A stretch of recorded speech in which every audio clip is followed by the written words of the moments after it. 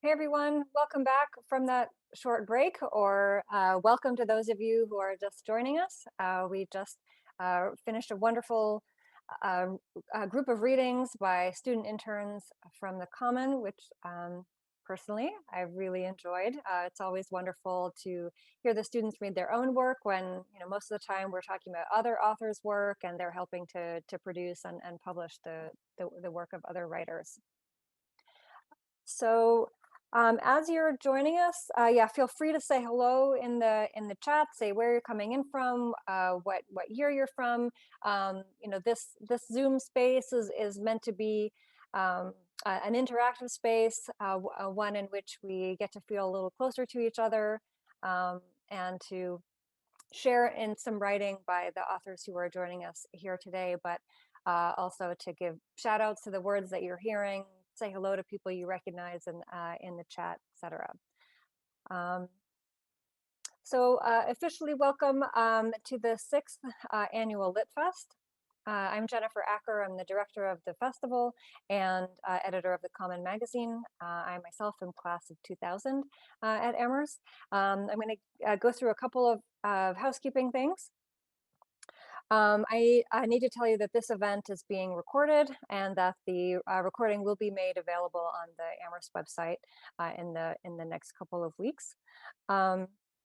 I also want to say that books by all of our LitFest authors, including the alumni who are about to read, are for sale from Amherst Books, our local independent bookseller.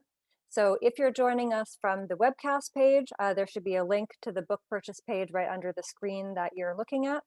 And if you join us directly by Zoom, you can see that the book purchase page is right there already in the chat. So I definitely encourage you to take advantage of that. And as you can see over my shoulder, these are the lovely books we're going to be hearing from today by our alumni.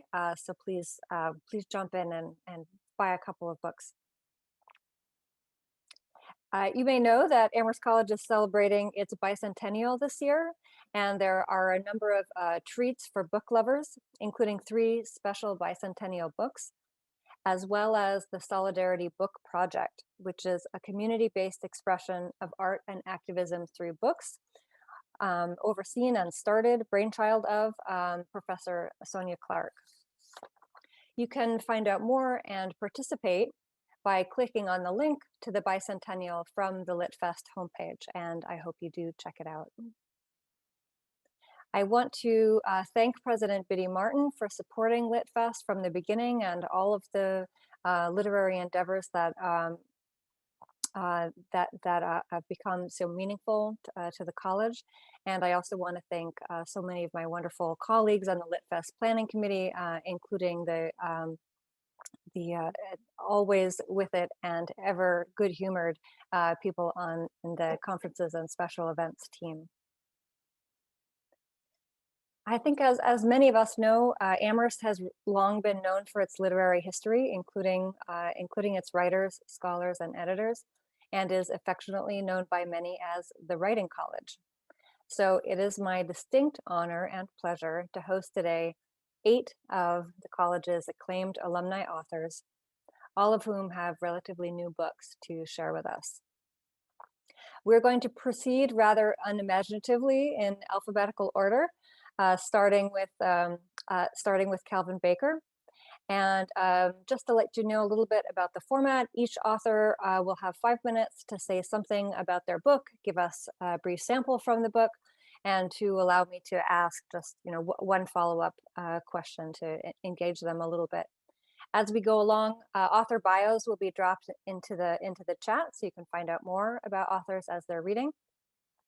So these presentations and readings will take us nearly to the end of the hour, but we do hope that you will stick around and ask questions of the authors and ask questions about the things that you've heard. Feel free to submit questions in the chat as they occur to you, and we will get to as many of them as we can. I think those are all things that I have to say, and that hopefully all of our authors are set up and able to unmute themselves. So we're going to begin with Calvin, and please give him a welcome. Hello, everyone. It's a tremendous pleasure to be here today. I'm going to read from A More Perfect Reunion, Race, Integration, and the Future of America. I'm going to read, I rarely write toward the self, and I'm going to read one of the more personal sections today. This is from a chapter entitled The Death of the Civil Rights Movement. I don't remember how old I was the first time my uncle decided it was time for my cousin Chris and me to see the old neighborhood, where my grandparents lived when they first moved to Chicago from Mississippi. Christian is a year younger, and we must have been 7 and 8, 9 and 10 at most. I know this not because of any definite marker of time, but because of its effects. We were young enough that it made a formative impression, more welt than bruise, more preconscious than memory. My uncle, the only surviving male on my mother's side of the family, had told our parents he was taking us to the park to practice swimming, as I remember, before driving the two of us to Maxwell Street for beef hot dogs draped with pickles, doused in relish, anointed with mustard. Christian slathered his with ketchup, which I always thought was disgusting, but Chicagoans are opinionated about hot dogs. Every neighborhood boasts a place that claims to have the best in the entire city. And my uncle went on about why a hot dog that wasn't from Maxwell Street should be legally required to change its name. Like all the food of memory, nothing else will ever taste the same.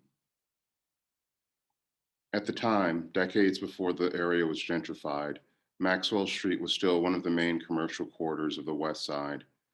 The neighborhood had once been a ghetto that housed poor Irish immigrants, then Italian immigrants, then Jews from Eastern Europe, before becoming a ghetto to house poor Black people coming north to escape Jim Crow, as the South Side neighborhoods where they were originally confined overflowed.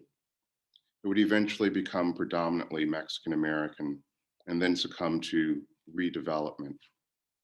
Unlike many neighborhoods pocked by segregation, that part of town had always been a ghetto, and it was one of the vibrant parts of a bustling city.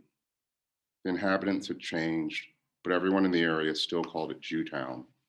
It was a different ghetto, but the hot dogs, Polish sausages, and Italian beef were all still kosher, set amid a devil's bazaar of flea markets, pawn shops, juke joints, and every imaginable kind of church. Whoever they were, the people of Maxwell Street always needed money and salvation, or maybe just succor. Chris and I understood it was not a place our parents wanted us to be, making the trip all the more thrilling and sweet.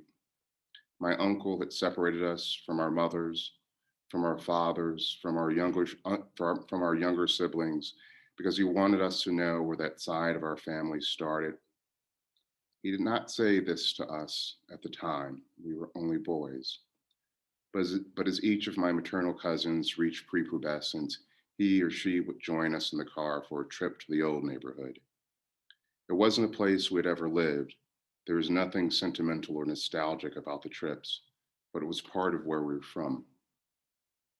The hot dogs came wrapped in yellow wax paper, bundled with hand cut fries, dripping enough grease to seep through the first layer of packaging, the white butcher's paper surrounding it, and stain the brown paper bag that held the whole bounty. We would divide it all in the car and start munching as my uncle drove us around, pointing out the landmarks he remembered from when he was a boy. As the years passed, it became a ritual, continuing no matter how far we moved away. The last station in this pilgrimage was always the same, the ritual repetition driving a lesson further home, deeper and deeper into the interior. We would head down an ominous block of rundown houses, the ghetto in the heart of the ghetto, on Monroe Street, where the car would stop abruptly in front of an abandoned two-flat. No matter how many times we took the trip, he would say the same thing, year over year, like a school principal who has a single lesson he wants you to know above all before you matriculate into the world. This is only the palest of reasons I will always love him, as I picture him repeating, "That's where they killed Fred Hampton." During the civil rights years, many people were martyred. Martin Luther King was a great man, and Malcolm X was a great man.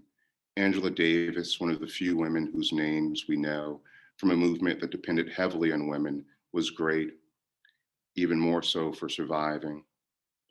But in my family, which in all other matters believed in the politics of respectability, we're always partial to Fred Hampton. When we celebrate Dr. King's birthday, of course, there's a silent cenotaph holding space for the rest, because most of them, like Hampton, would today still be considered too radical for the mainstream, especially as the 60s gave way to the present and the fight for gross rights on the Southern Front turned into a more subtle battle for wholeness. Where the 1950 civil rights movement harkened back to the Emancipation Proclamation, reminding Americans they had reneged on central tenets of the contract, the later civil rights movement pointed toward the revolution, telling the world whether or not we were free was no longer the question, but the full measure of that liberty, which by definition included self-determination. Fred Hampton was murdered at the hands of local law enforcement in league with federal authorities. It sounds like conspiracy, but it is fact. In an attack so gruesome, the bullets tore apart the walls and doors of the apartment where he lived, leaving blood and body parts scattered like debris, as though a man was a thing no more substantial than sheetrock. To tell the truth, I didn't fully understand. In fact, I did not understand at all why my uncle was telling us anything so frightening. I also didn't know the cause of Hampton's death was still a contested matter. The official version was the Black men inside the apartment had opened fire on the innocent white police. The truth is Fred Hampton was sleeping. The truth is, at 21, he was of an age when most men today would be buying their first beer, graduating college, all of life ahead. He was my uncle's age, but he would never take his boys for a joyride to get hot dogs. Fred Hampton at 21 was a man, Black, brilliant, charismatic, ethical as they come, whom the United States and its people feared. When I was a kid, the conspiracy to cover up his murder would not be legally proven for another 20 years. For Black America, it was accepted and settled fact. Now, it's become popular of late for white people and conservative news shows to dabble in conspiracy theories. But Black people are the ones who live them. It was only recently, as an adult, that I fully understood why my uncle took us to an old crime scene that was by then fading as the 70s turned to the Reagan years, even from Black consciousness. He wanted us to understand things about who we were and where we came from that even our parents could not tell us. Hoping, as they must have been, these were not things we would need to know. Thank you. Calvin, thank you. So that was an excerpt from A More Perfect Reunion, Race, Integration, and the Future of America. Calvin, since you began that excerpt with a story about your family, I wondered if you could say if you discussed the writing of this book as you were writing it with your family, and if they had any particular advice or anecdotes or things they wanted to be sure that you included. No, and I mean, I've never, as I said, I've never written autobiographically before. No, that's not true. I wrote an article for Harper's Magazine once, and I included a vignette that took place in my mother's kitchen. And she called me after it ran, and she's like, "They should have fact-checked this." So I learned my lesson. I see. Okay, so they get to see the finished copies, and and that's it. Great. Thank you so much for sharing that.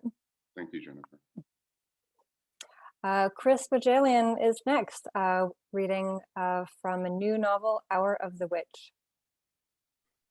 Hi, I'm Chris Bohjalian. In 17th century Boston, among the capital crimes were adultery and witchcraft. In 1672, Elizabeth Nanny Naylor sued her husband for divorce for cruelty, what today we would call domestic violence. my new novel, Hour of the Witch, arrives May 4. It is the nexus of adultery, divorce, and witchcraft. Here is how it begins. It was always possible the devil was present. Certainly God was watching, and their savior. And so they were never completely alone. Not even when they might wander out toward the mudflats or the salt marshes, which, because they all but disappeared at high tide, they called the Back Bay, or they happened to scale the Tri-Mountain, 3 separate hills really, Cotton and Sentry and Beacon. They had virtually flattened as they moved the earth to create the jetties and wharves and foundations for the warehouses, not even along the narrow neck that led to the mainland, or when they were in the woods, most definitely not when they were in the woods, on the far side of the slender spit. They knew there was something with them when they were otherwise alone in their small, dark houses. The windows near slits and shuddered against the wind and the cold, and a man could write in his diary, his ledger in essence, in which he would catalog the day's events and his state of mind in an effort to gauge whether he was among the elect. Or a woman could scribble a few lines of poetry about the trees or the rivers or those astonishing sand dunes that rolled in the night like sea waves. Sometimes the presence was frightening, especially if there were other indications that the devil was at hand. But then there were those moments when it was comforting, and they, mere sheep to their divinity, felt the company of their shepherd. It was soothing, reassuring, breathtakingly beautiful. Either way, more times than not, the women and men took consolation in the notion that there were explanations for a world that was so clearly inexplicable, and usually inexplicable in ways that were horrifying. Excuse me. A shallop with a dozen oarsmen disappearing beneath the water, somewhere between the piers and the massive anchored ship with its barrels of seasonings, its containers of gunpowder, its crates of pewter and porcelain and pillow beers. That shallop vanished completely. One moment, sailors on the docks in the harbor could see it plainly. But then the clouds rolled in and the rains began, and the boat never emerged from the froth and the foam, and the bodies never were found. Never. Or that farmer who was gored through the stomach by a bull and took 3 days, every moment of which he was in agony, to die in his bedstead. How do you explain that? By the end of the ordeal, the feathers and corn husks in the great bag beneath him were as red as the linen in which they were wrapped. Never had it taken a man so long to bleed out. 3 days, a number of biblical import, but still.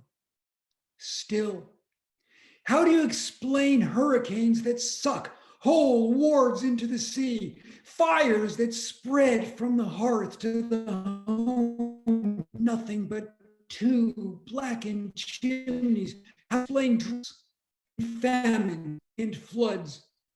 How do you explain dying children who die? Yes, even old people who die. Never did they ask the question, why me? In truth, they never even asked the more reasonable question, why anyone? Thank you.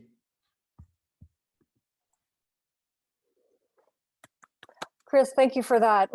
It's a gripping beginning and a very scary tale in a lot of ways. I wonder if you could say something about why you chose this particular historical era to dive into, why now, and if there was any particular detail or mindset that you found particularly engaging or surprising during the research. Those are two great questions. First of all, I've always been fascinated by Puritan theology. Thank you, Amherst College. Thank you, Barry O'Connell. Thank you, David Wills. No group of people I've ever come across were so spectacularly self-absorbed, wondering about the great question, am I saved or am I damned? The one detail that I find utterly fascinating, the Puritans had arguably the single worst table manners imaginable. First of all, they drank massive amounts of beer. Secondly, it was well into the 17th century by the time they had chairs. Third, lobster was their bologna. And fourth, they viewed the three-tined fork as the devil's tines. So imagine, here you have these people we view as spectacularly proper, sitting around, perhaps not in a chair, eating a lobster without a fork while drunk. I love that image. It doesn't sound too different from my family reunions in Maine, I have to say, but thank you so much. I appreciate that.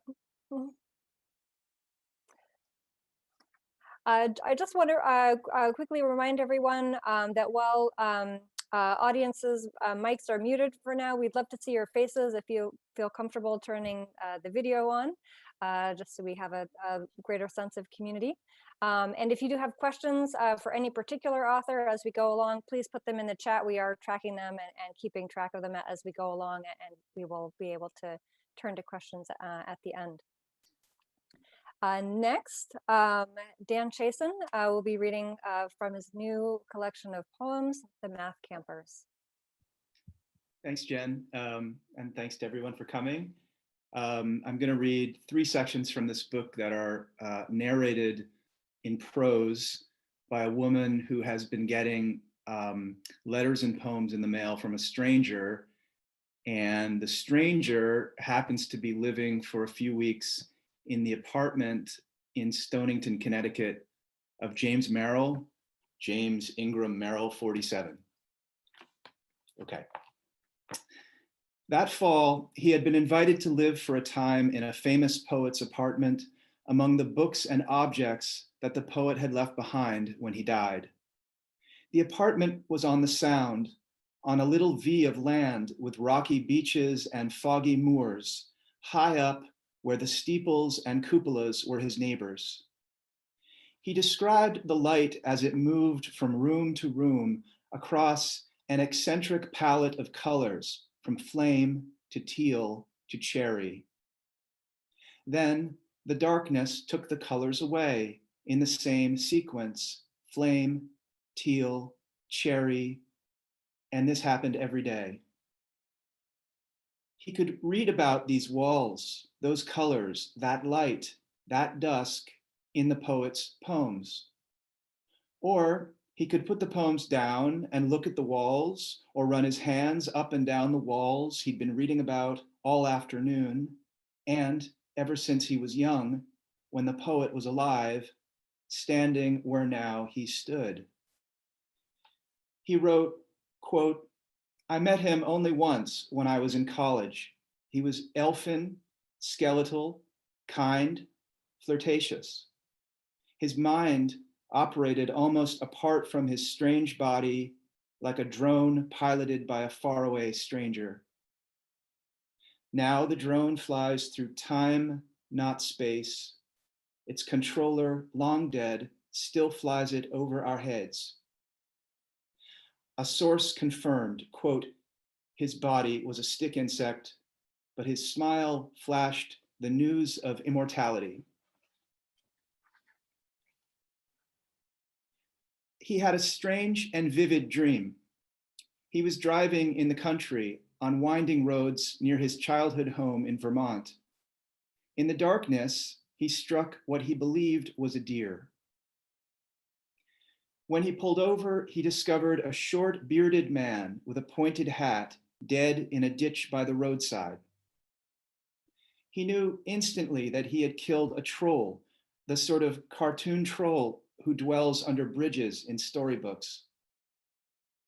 He piled the troll's body into the trunk of his car. Some miles down the road, distressed by the accident, he again struck what he believed to be a deer.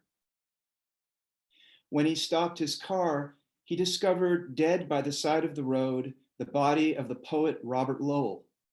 He loved Lowell's work and had long fantasized about meeting him. He once asked his friend Frank, who had been Lowell's protege, if Lowell would have liked talking to him.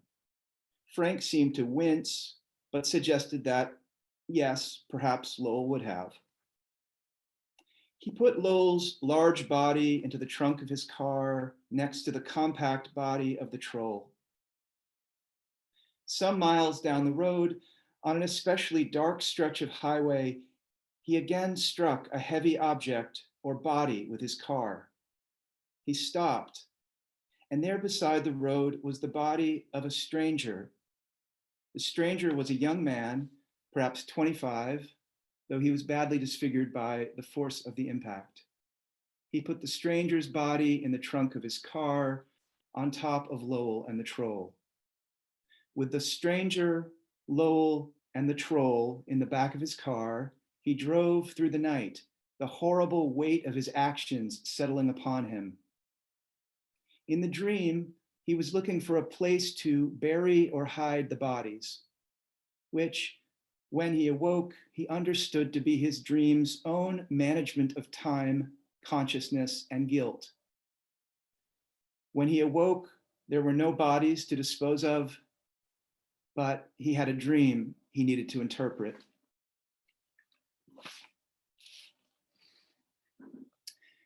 Before the correspondence slowed that fall, he wrote a series of letters about transformations he had witnessed. For the first time, he told me he had 2 sons. He told me about changes in their lives as they grew older and changes in his own body as he approached 50. These letters were somber, sometimes hard to follow, as though the pressure of transformation was too much for him to bear. 2 times, he lashed out at me for merely listening. In one letter, he claimed to know my real name, which was impossible since I had no real name. I was the channel through which his mind passed, and then I was a gap, an absence, which frightened me. We worried who had imagined whom, which was futile because both of us were fundamentally unreal, like contesting realities in a film. We were held, suspended within the larger dream. We alternated coming into and then stepping out of the light. The letters would crest with some extraordinary insult against me, which I mirrored back at him. Then he would calm, and the calm became mine. And together we became rather tender and vulnerable, 2 strangers, alone in a total collaborative non-existence, the happiest and safest place on earth. Thank you. Dan, thank you for that. So reading that passage, it's clear that the souls of other poets are permeating this book. There's Frank Bedard and Robert Lowell and James Merrill. And so they're obviously in there, but I wonder how the actual styles of those poets influenced or informed your work at all as you were writing this book. Oh, thanks, Jen. That's a great question. Of all of the poets in it, probably Merrill the most. There are really particular instances of him writing poems with imaginary letters and imaginary correspondences and so on. So I was staying in his apartment. There's a writer's residency that everybody should apply for. and kind of grappling with his, apparition. And I think that's what inspired the sequence. Thank you. Thank you so much. Next, we have Edward Farmer, who will be reading from his debut novel, Pale.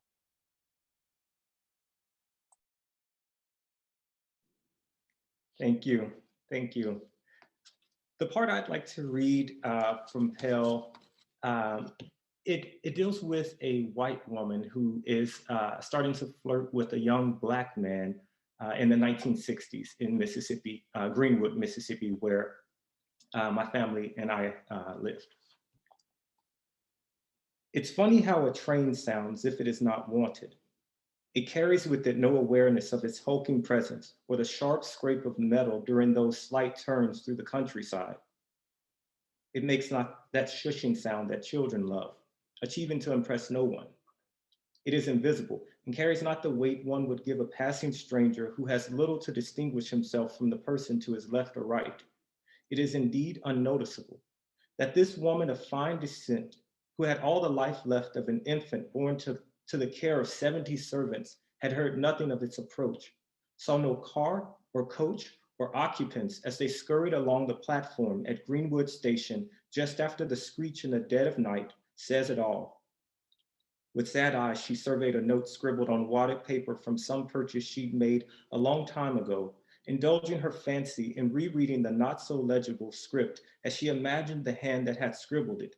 For that hand and its handsome owner would not leave the safety of her thoughts the entire afternoon and subsequent journey from Greenwood to Memphis and on to Little Rock. She would later tell me, and that says it all too. I had seen the two together, not just that afternoon of her birthday, but several times during that 3-week period before the Mrs. departure for Little Rock, when her spirit was at its lowest. I dare say they were friends, even though that simple notion was frightening in and of itself. They'd walked like lovers through the paths and in those wooded areas that kept private their secret affair, finding use for all those nooks and crannies just beyond the fields that stretched into the forest, although they had not shared a single kiss between them, as far as I could see. Still, they laughed with great frequency, although never too long, as even that bit of happiness was met by the Mrs. own wretchedness that precluded her from ever straying too far. Mr. Kirun remained true to his nature too, tiring of her moods and paying no more attention to her dealings, which left her ample time to scurry off amongst the wild columbines and irises of the far fields, finding some quiet place where she could be alone with Jessie and they could talk and whisper and behave like adolescents away from the prying eyes of adults. Part of her must have enjoyed his youth, the invincibility he possessed that came with having his entire life stretched before him and the possibilities that awaited his every footstep and how endless it all seemed, that even in a young Black boy, it was still present. Although she'd been given the world during these times together, she still wanted more lingering stares, more tempting hands at each other's sides, more gut feelings of want and reciprocation of love. Yet, as always in this life, there were those moments that pulled them apart when finding heaven was not so easy and running away from this Dixie life was an impossible task. As the afternoon was not so long amongst the turnip flowers as they would have wanted. So Jessie would merely scribble some note where the missus could find it and once again be pleased that she cradled it to her chest like some silly schoolgirl, unaware of the world and its schemes. I watched her do this every day and reported these sightings to Floyd, who had already spoken to the boy, yet Jessie continued his actions. And so, on this night, I would inform Silva, I told myself, as I was to have dinner at her home after we'd both been granted the night off by Mr. Kirun by virtue of his wife's departure. Thank you. Thank you for that. So you are, the book is told from the point of view of a Black woman who's a servant in this family. And so I was wondering if you could say why you decided on this particular point of view. What could this woman tell us or show us from the first person point of view? Did you consider other points of view? Yes, from the beginning, I knew that the story had to be told from the perspective of Bernice, This was a narrator who continuously, perpetually looks outward and very rarely looks inside. And she reminded me a lot of the strong Black women in my family who were fiercely protective of the people around them. And so I wanted a story told from a strong Black female personality who was fiercely protective of the young Black men around them. Thank you so much. Thank you. I think we're going to stay in Mississippi with this next book. Michael Gora is next with his new book, The Saddest Words, William Faulkner's Civil War. Thank you, Jen. The Saddest Words, William Faulkner's Civil War. The subtitle says what the book is about. I'm asking what that war can tell us about Faulkner and what that great American novelist can tell us about the war, which has never seemed really to be over.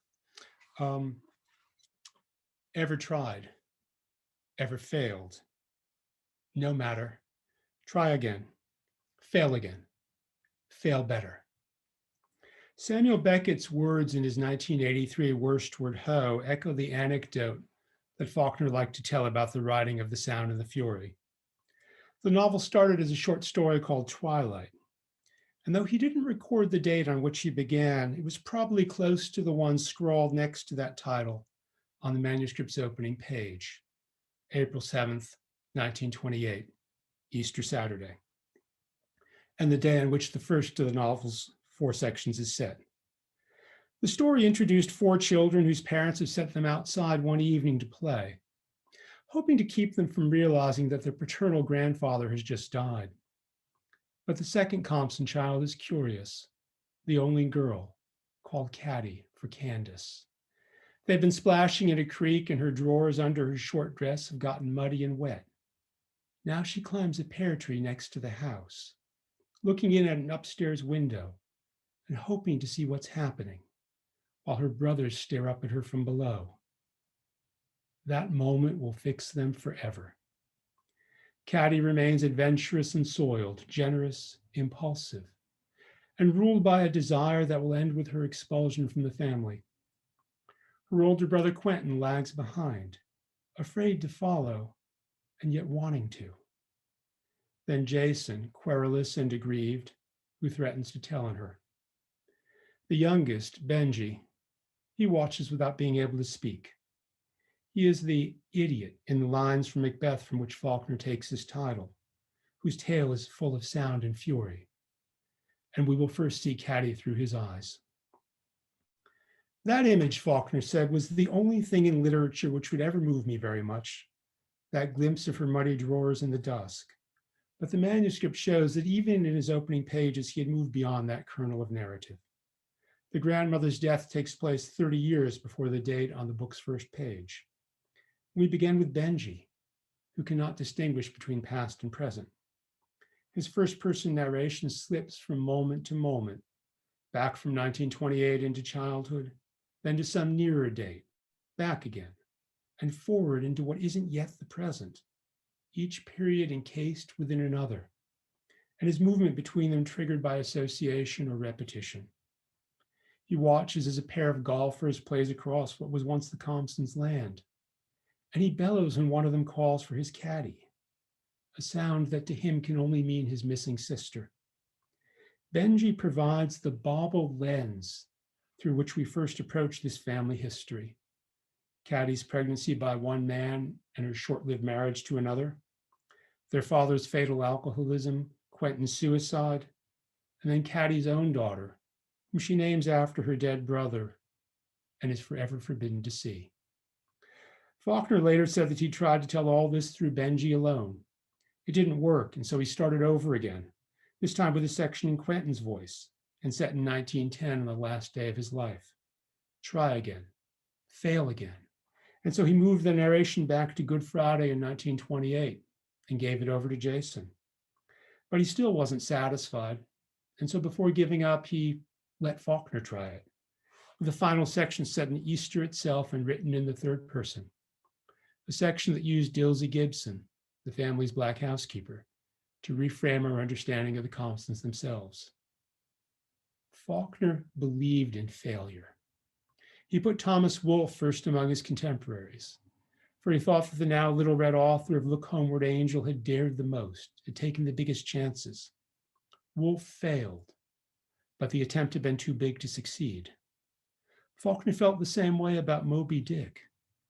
And maybe he believed in failure because he had to, because it was what he knew best when he started to work on Twilight. Flags in the Dust had been rejected, the book on which he'd staked his future. He thought that a door had swung silently shut between himself and any thought of a public. And in that isolation, he later recalled, he had said to himself, now I can write. Now I can just write. He set to work without allowing himself to think about where he was going. And he wrote his way through each inadequate section without any sense of strain or trouble, indeed with what he remembered as ecstasy. Well, Faulkner is always a good myth maker, and the tall tale he made from the writing carries all the satisfaction of a gambler's account of drawing on hand after hand to an inside straight. But it shouldn't obscure a larger truth. The Sound and the Fury is about failure. It made his reputation. Thanks. Thank you, Michael. This question comes courtesy of my husband, and he wants to know, yes, he wants to know, what does Faulkner illuminate about the Civil War and or its consequences that other historians and other novelists don't or couldn't? You got 5 hours? I know you wrote a whole book about this, but he seems to want like a 1-minute answer. I think one of the things that he illuminates is the persistence of memory, the way in which that war, for the white South in particular, but for all of us, is never really over, has never been put behind us, is always there, even when it's not there. I mean, just look at our electoral maps. This book turned out to be much more timely than I expected it was going to be when I started to write it. But what Faulkner shows is the way the past lingers on into the present and in some ways out-survives the present. Thank you. That was considerably shorter than 5 hours, but it was very good. Thank you. And next we have Kirun Kapur, who has a new collection of poems called Women in the Waiting Room. Thanks, Jen. It's great to be here with all of you. I'm going to read just 2 short poems from Women in the Waiting Room, which is a book that thinks about speech and silence, and in particular about the way we struggle to find our way back to language and to our own voices after difficult experiences like illness or violence or deep grief. This first poem thinks about the great Hindu epic poem, the Ramayana, which some of you will know is about not just its namesake, Lord Ram, but also his wife, Sita, who in the course of the story is carried away by a demon. On looking at myself in the mirror or rereading Valmiki's Ramayana, anyone can disappear across the black water. Every girl could be taught. Her middle name is shame. When will I burn the urge for purity? My bones are a furnace. My face is a game. Every girl steals away with a demon at some point. All her alphabets, ankle bells, all her braids. She will meet herself in the third person. She will lie with her fear. She will dress in her rage. The world is curdled with husbands, blue as the gods and gentle as flame. And from the other end of the book, a poem called Let Me Be as a River. Nothing but motion, muck-mouthed, mud-hearted, brackish, all dirty at the lip, with rise and fall that exposes hull-gouging stones, No curiosity about source, no knowledge of destination, just willingness to bear anything right to the end. Silver as fish skin, 1 hour wrinkled, 2 hours smooth, duck fouled, trash choked, silent. Then gossiping under a full red moon. Let me be dredged when the leggy girls go missing, used for a slow cruise, churned for speed. Reeking of the unseen ocean, or veiled in the scent of pine trees. A fog in the head, then clear as the tip of a pin. Enough beauty to draw blood, enough anger to strip the banks, enough fullness to carry the pleasure boats high. Thanks.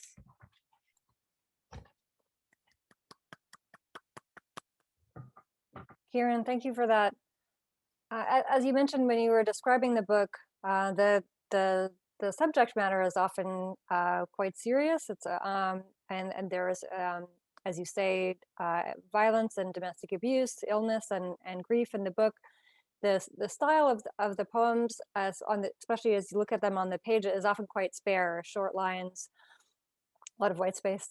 And so I wondered how you thought about merging form and content in this collection. Sure, it's a great question. Yeah, I think I wanted to experiment with a lot of silence in this case. Poems always involve silence, right? You get to the end of the line and the line breaks and there's a little abyss there. And every time you draw breath, you have silence. But in this case, I wanted to make that silence more active on the page. And so I experimented with a lot of different forms. The ghazal is one which has couplets that aren't related to each other in terms of subject. So there's a great kind of imaginative leap and silence that happens in between them. And then other poems here are made up of fragments where there's long, empty white space on the page. And I think I just hoped to capture that sense of what silence can be, both an oppressive force that stops us from speaking, but also a creative space, a nurturing space in which we might recover from things that are difficult, in which we might listen to somebody else carefully. Without silence, we don't hear anyone. So I hoped the shape of the poems would capture both of those things. Wonderful, thank you. Thank you. Next is Elizabeth Chiles Shelburne, who will be reading from her debut novel, Holding On to Nothing. Hi, thank you so much for having me. I am really thrilled to be back at Amherst, even if it's just virtually. And I'm really wishing we were all able to go get a drink after, because I have lots of questions for all the writers and their wonderful work. As Jen said, I'm going to be reading from my debut novel, Holding On to Nothing. I grew up in Appalachia in East Tennessee in the mountains, a place where sort of good nestles right next to tragedy. And I wanted to write that place in my book.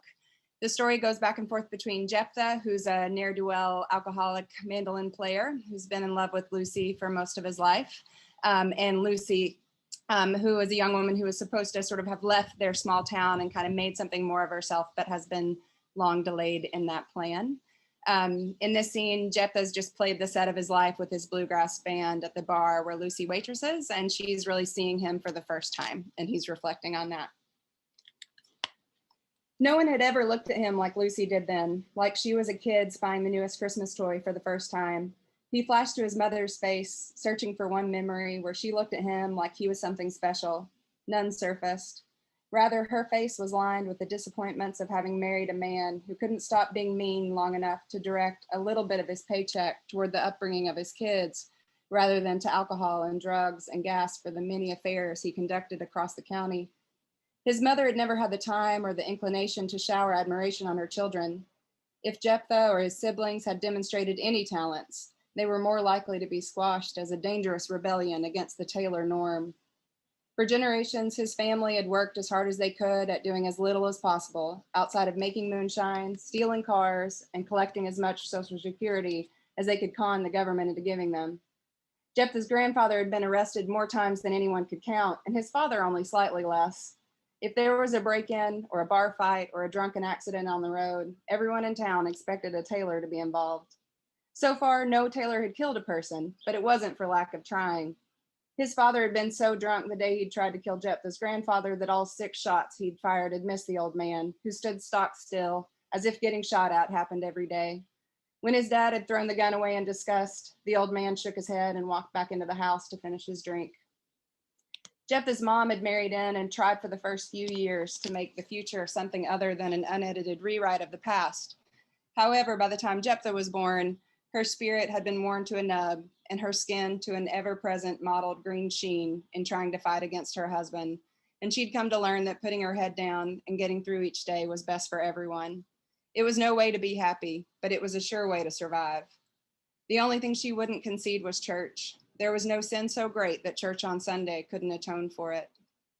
Even though the church ladies like Mrs. Slocum were nice to him, Jephthah had long understood it was only because it was their Christian duty to do so. He'd been 10 when he snuck out of the sanctuary one Sunday and down into the fellowship hall where the church ladies were preparing the after-service snack. There, hidden under a card table, covered in a floral paper tablecloth, eating a stolen donut, he had heard Mrs. Gillam whisper to Mrs. Slocum, "Them tailors now, they's as direct a rebuttal of that evolution nonsense as anything Pastor Terrence says. He is mean as a snake like his dad and his dad before him, and bless her heart, she's dumb as a bag of rocks. Them kids don't seem no better. Ain't a one of them evolving." Everything changed in that moment. No matter what he did, he'd always be a tailor.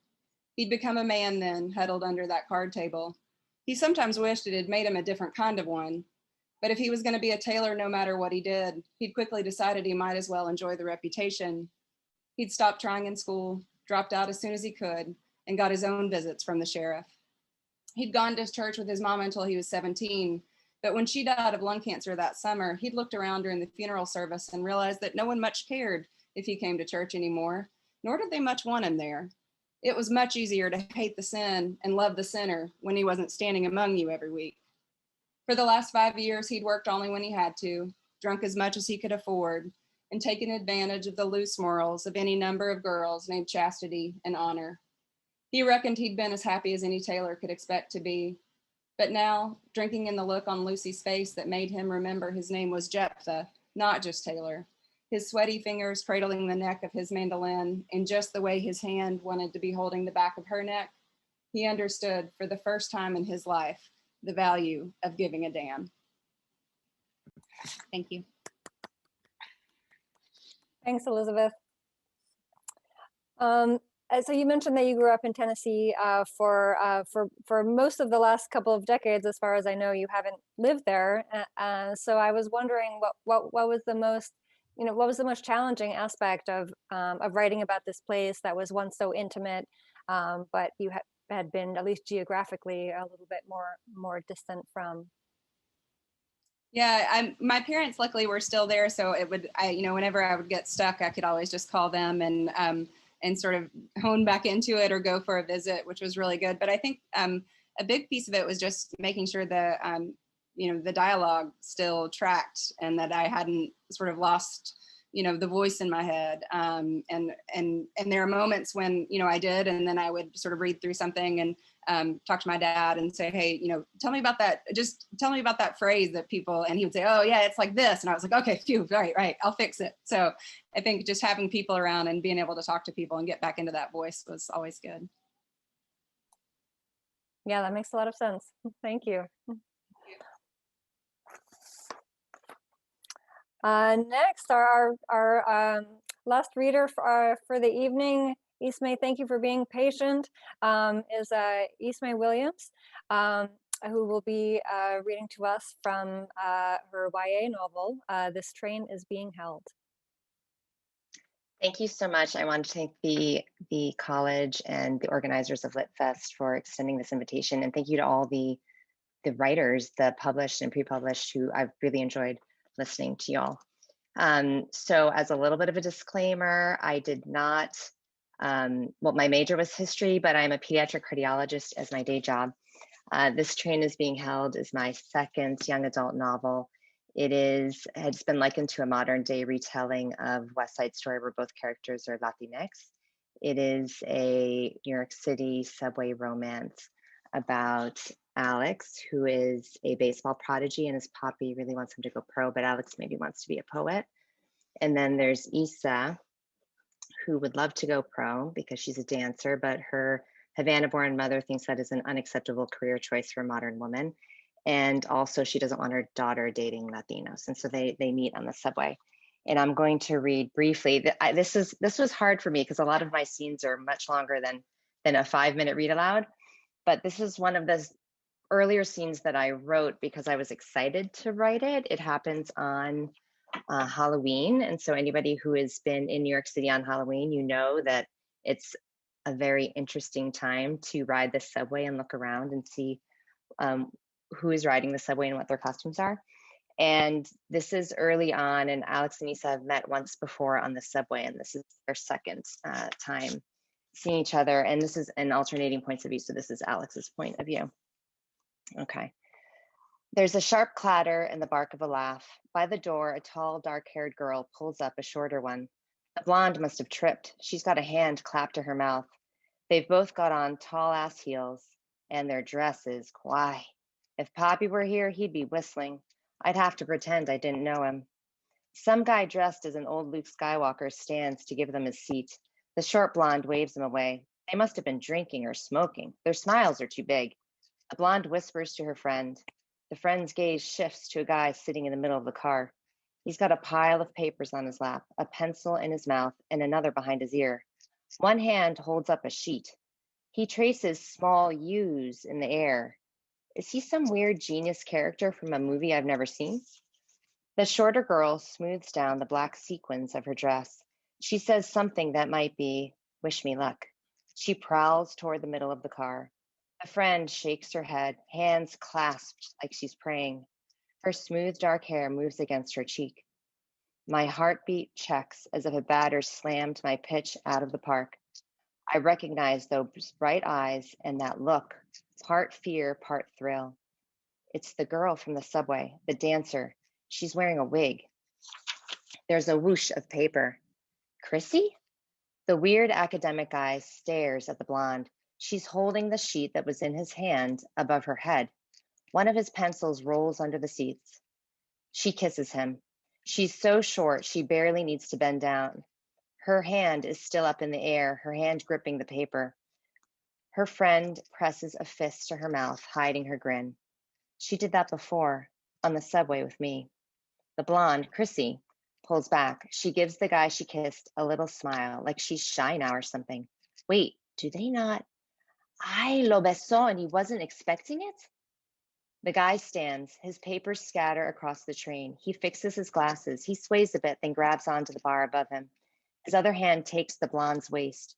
He pulls her to him. He kisses her back. He's bent over, but her feet still leave the ground. Oh my, one old lady nudges another, and Elvis and some guy in a banana suit pick up the crumpled pages. Elvis is smirking at the kissing couple. That did not just happen. Kiara's arm crosses in front of her. Did that Blanquita just accost that boy? Her eyes flick to me. She licks her lips. He seemed to like it, I say. The pencil behind the guy's ear slides free and hits the floor. It rolls toward me. I stop it with my foot, then bend to pick it up. When I stand, the dancer is staring at me. I show her the pencil and give her a nod. Excuse me, do you know her? Kiara swings around. She's standing way too close again. I slide the pencil into my palm. No. It's true. I don't even know the girl's name. Kiara examines my face. She pivots. Oye, Julissa, you see that? These white girls are bugging, kissing strangers like it's some game. Julissa extricates herself from Black Panther's arms. ¿Qué? The doors open. A couple with blackened eyes and red slashes painted across their faces get on. The academic guy goes around collecting his papers. Chrissy leads him to her friend. The girls are like yin and yang, a blonde with a black dress and a brunette in a silver one. The dancer glances at me. She looks away real fast. She nods at Chrissy, who's talking. I wish I could hear what she's saying. The girl smiles and nods again. She stops. Her face falls. She shakes her head, glances at me, and shakes her head again. The pink leaves her cheeks. She turns the color of the fallen papers. Chrissy puts a fist on her hips. She stomps the floor with her massive shoe. Isa, you promised. Isa, her name is Isa. Isa's fingers fold together. She nods and swallows. Her gaze meets mine. She steps forward. Que no, coño, no. The scream of wheels drowns Kiara's voice. Isa's walk is not a prowl, but it's purposeful. Her eyes stay on me. There's mostly thrill in them, just a little bit of fear. The train goes faster. The clanking rhythm matches the beating in my chest. Isa keeps coming. She doesn't even wobble on those tall-assed heels of hers. She stops in front of me. Her pupils shift, looking into one of my eyes and then the other. Flecks of gold dot the light brown of her irises. An escaped wisp of blonde crosses her temple. She doesn't smell of alcohol. She smells like the flowers that grow in mommy's hometown, like plumeria and jasmine. I can't help but breathe it in. Hi, Chuck. She smiles. I don't have time to wonder about the name. She reaches for my face. I'm gonna stop there. You'll have to read it to see what happens. Thank you, Ismée. I love that you called this a subway romance, and I was wondering if you could talk a little bit more about the sort of the constraint and opportunity about setting all of these scenes on subways where, you know, things are chaotic, moving parts. Why was that you know, really important to you for this book? Well, you know, part of me wanted to write it a little bit as a little love story of New York. And, you know, one of the things for people who live in New York, it's like you love the subway, but you also hate the subway because it's not always on time. And, you know, sometimes it stops and you're kind of stuck. But I've always loved the subway because it's this wonderful opportunity where you see people from all different types of New York life, and they're all in one place.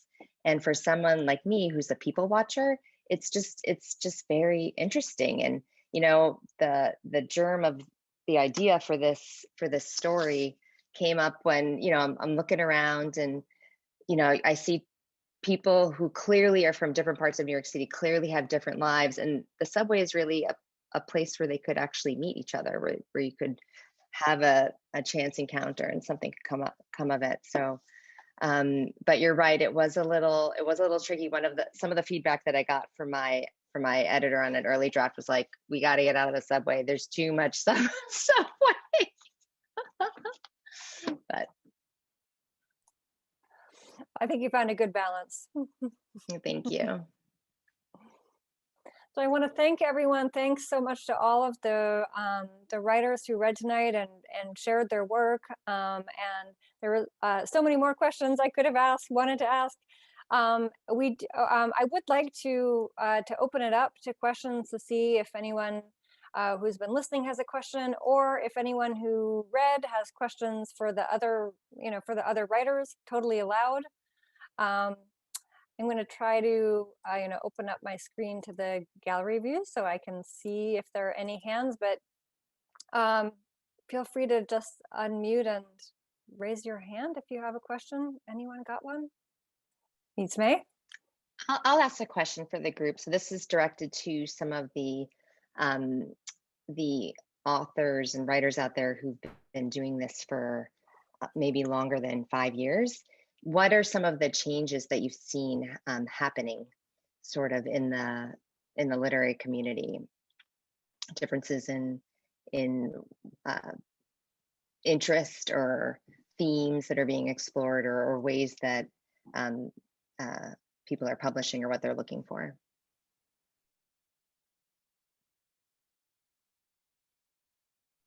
Don't all answer at once. I have a really brief answer. Twitter is what's changed, I think. Dan, what do you think it is about Twitter? Like what's going on Twitter that is changing things? I think that we're now part of a virtual community. As a critic, you know, partly what I do is write reviews, and I might be tracking a writer via social media for many months or even years. And then when I post a review, I will often hear back from the writer. So the divide between critic and author, critic and poet has been dissolved. But I think those kinds of divisions have dissolved all across social media in mostly ways that I think are very good. I'll add something else if it's okay. Please. Sure. I know that the way I write novels is very different now than 25 years ago. 25 years ago, we didn't have streaming and cable television of the quality of The Sopranos, The Wire, Breaking Bad, Mad Men, excuse me. And so I think as readers, we want something different. In 1995, I was likely to write a novel where I would really gently and slowly lead my readers into the forest. Now, I drop them into the woods on page 1 without a map. That doesn't mean the character no longer matters, but it does mean that as readers, we often want the same jolt that we get from streaming or really good cable television. And literary fiction, I think, is really dynamic for that change.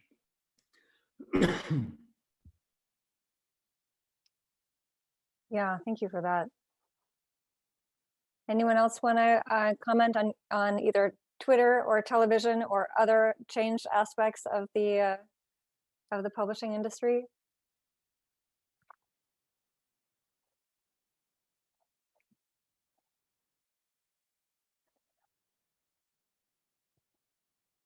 Other questions? Jen, there's a good question in the document if you want to read that from the webcast. My iPad just went to sleep. Okay, I I'll can get read there. it if you want. Oh, sure. So this is for Calvin. Calvin, what do you think of the movie about Fred Hampton, Judas and the Black Messiah? I've not seen it yet. I know the producer of the movie and some of the people involved with it. So when I heard they were doing it, I was incredibly excited, but I still haven't seen it yet. All right, so that will be a PS. Next session, we'll be able to answer that question. Fred also appears in the trial of the Chicago 7. He actually is in both movies, which I think is really important.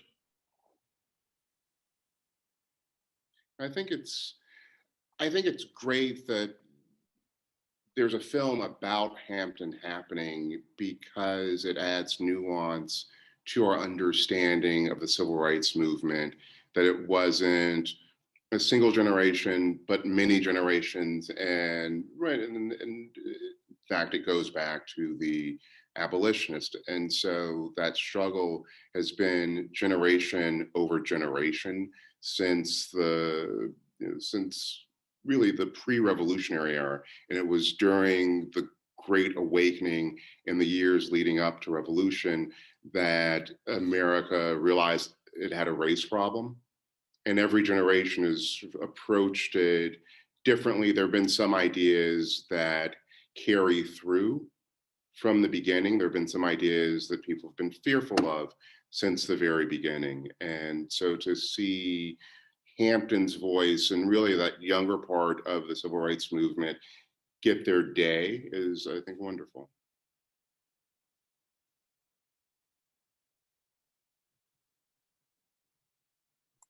Thank you. So there's an Amherst specific question here to put the panelists on the spot. What's one element of your Amherst experience that strongly influenced the writing you do now?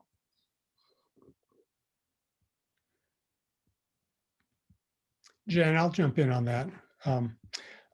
It's Michael Gora.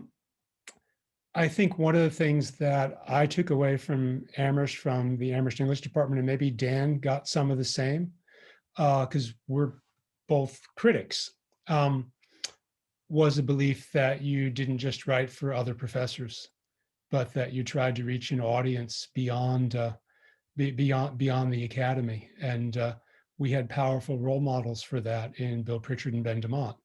And that's been something I've always aspired to.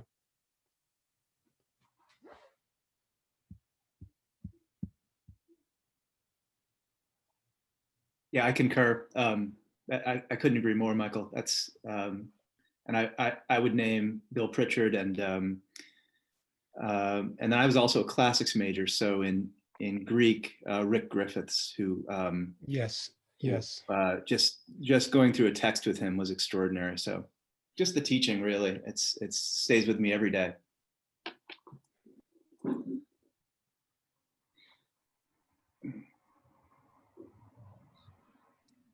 What else? I'm sure everyone's got something to say.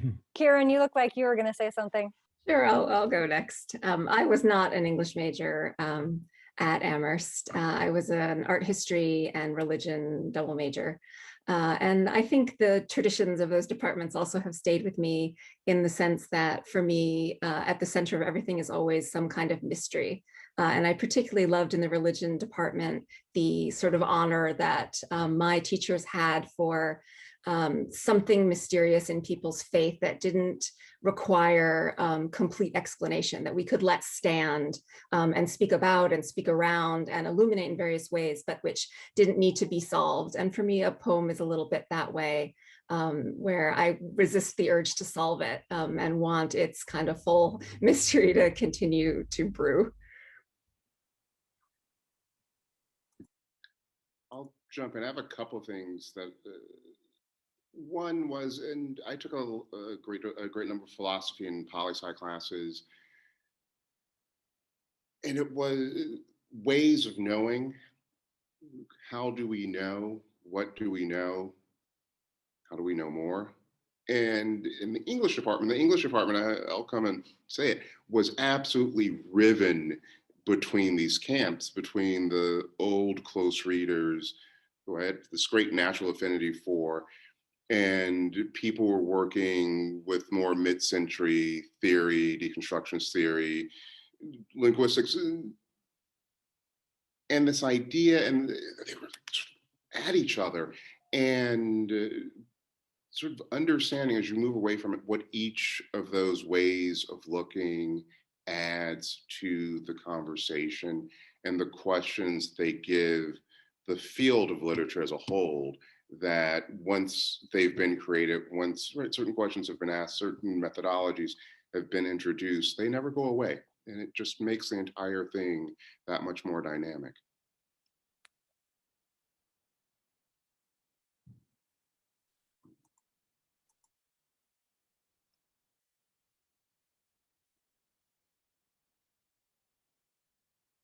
Anyone else want to weigh in on that? Ed, go I ahead. think I can jump in. I think for me, it was, I came from Tennessee as well, right at the state line of Mississippi, and from a family who worked in the cotton fields. And as a young guy who actually worked on a farm a little bit myself. And so I think the first thing I wanted to do was strip that away. And then luckily, Professor O'Connell in the English department said, no, you need to hold on to all of those things that make you you. And I feel that that was one of the biggest things I learned through my writing journey at Amherst was honing my skill, but also holding on to those things that make me who I am and can also impact my writing. And so I really do thank Professor O'Connell and all of the other professors in the English department for making me stay true to myself. Maybe it's a Tennessee thing, Ed, I don't know, but I felt I wrote my essay to get into Amherst about how killing my first deer made me a feminist. And I think probably they hadn't had that essay before. So they were like, I guess we'll let her in. But I got there and was so sort of, felt so out of place with all of the theory and the structure and the classes. And sort of, again, I similarly sort of pushed all that experience aside, and it took a while for it to come back and to learn the value of that. So I again, thank the English professors for helping me see how important that is, and that it isn't just sort of one way of being or one way of looking at the world that makes great writing. It's all of those different experiences that we have and on all the different places that we live that really create great books and great work. I think it's worth noting that Amherst College appears as a character and a location in 3 of my novels. It is cameos, but important cameos in Water Witches and The Sleepwalker, But Close Your Eyes, Hold Hands and Emily Dickinson, it wouldn't exist without my 4 years at Amherst and the acknowledgments of Hour of the Witch, David Wills, Barry O'Connell.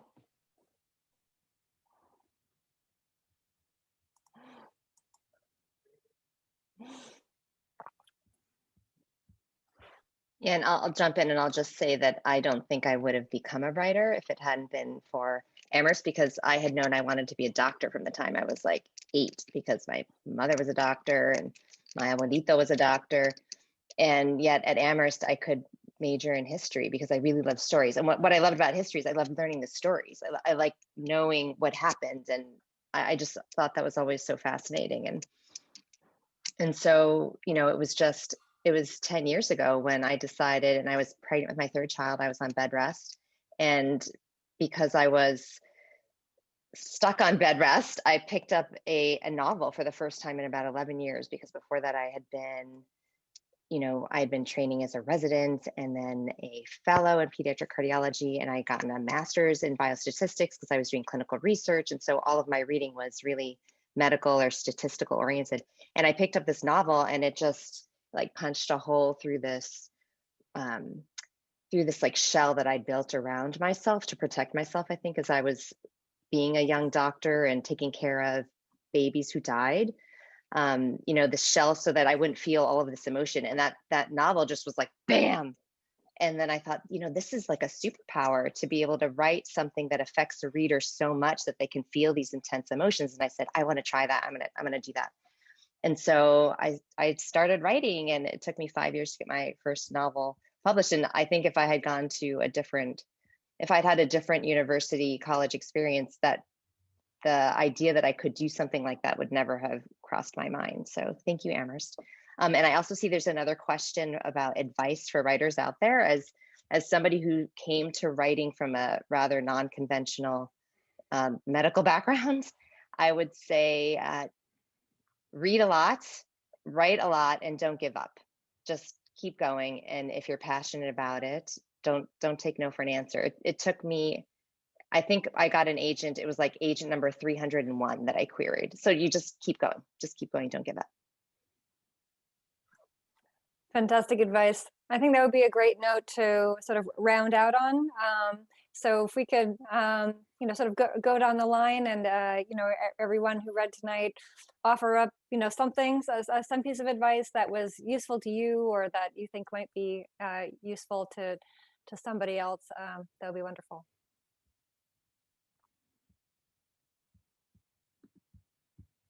I would say cultivate some daily habit or pastime or routine that you can complete satisfactorily, like cooking or some kind of exercise that has a beginning, a middle, and an end. Because particularly if you have a family, the end of the workday may not be the end of the day. You may not be able to bring something to a close by the end of a day. So for me, it just has to do with finding some surrogate pastime that serves some of the same, needs, but is easier to finish. Wonderful, I love it.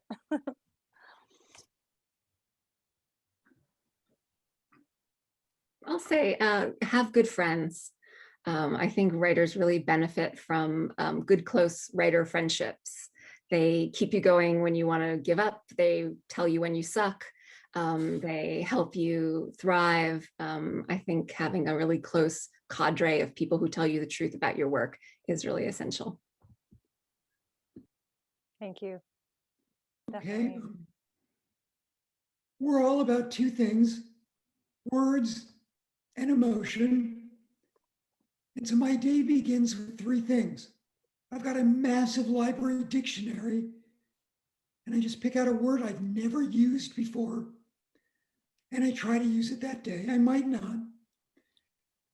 Secondly, I always begin the day by reading a poem, usually a poem from whatever era of the book I'm writing. So for Hour of the Witch, I was always reading Anne Bradstreet.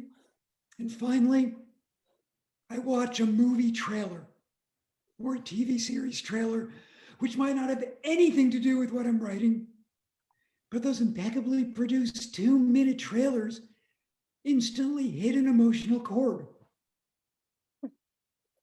Interesting. Great. Thank you. I guess I would say show up for work every day. It's at a certain point, it's not about inspiration. It's about showing up and sitting in the chair and revising. But Dan's advice is also great, that cooking something at the end of the day, which you know will be done, is a great release. I'm partial to that one too. I'm not sure if I'm really a great person to give advice since I'm learning so much from everyone else's advice still, but I think for me, it's been always important to ignore any voice in your head that says I should write this story, and really write the story that you really want to write, because I always find the stories where I think I should write about X don't get done. They don't have the life and the blood in them that the ones where, because you're going to be with it for a very long time. So really be committed to it, tell your story. Thank you. Yeah. Yeah, I think I can jump in and just say, I think just holding on to the dream of writing and not letting that go. I remember, I believe it was my senior year in Fairweather Hall, and Chris came to do a reading, and I was sitting in that hall and I said, I want to do the same thing. I want to one day be able to write and be able to speak in front of people. And it's been what, 21 years, no, 15, 16 years later. And I'm now able to do it, but it was because I had the dream and I was able to see someone else and take inspiration from them. So thank you, Chris, and thank you, Amherst. That's wonderful. Thank you. One of the things I always tell people is remember that the language is your only material and you are the only instrument shaping it. And so you have to bring the whole self to it and just embrace that process, the emotional self, the intellectual self, the inspirited self, the whole thing. Thank you so much. I'm just gonna, we've got everyone, right? Just wanted to end by sort of reiterating that advice about mentors. I think that that story that Ed shared was so beautiful about bringing all of us together and seeing someone who has gone before you and taking inspiration from that. And I'm going to end with a piece of advice, which is also an instruction: buy books. Buy these books, by these authors. So Emily's going to put the link to the book buying page in the chat one more time. And if you miss it, it's right there on the LitFest page. But if you enjoyed these readings, support our authors and support our bookstores by buying a book or 2 or 8. So thank you everyone for joining us tonight. It really was a lovely evening. It meant a lot to me. I just loved hearing all of these voices, and thanks for sharing all of your words with us. And definitely next time over a drink. Definitely in person whenever we can do that. LitFest is not over. A couple more events tomorrow, so please check the schedule and come back and join us again at 11 for an event about Joseph Brodsky, and at 1 for a conversation with Anne Applebaum. Have a wonderful evening, everyone. Thank you.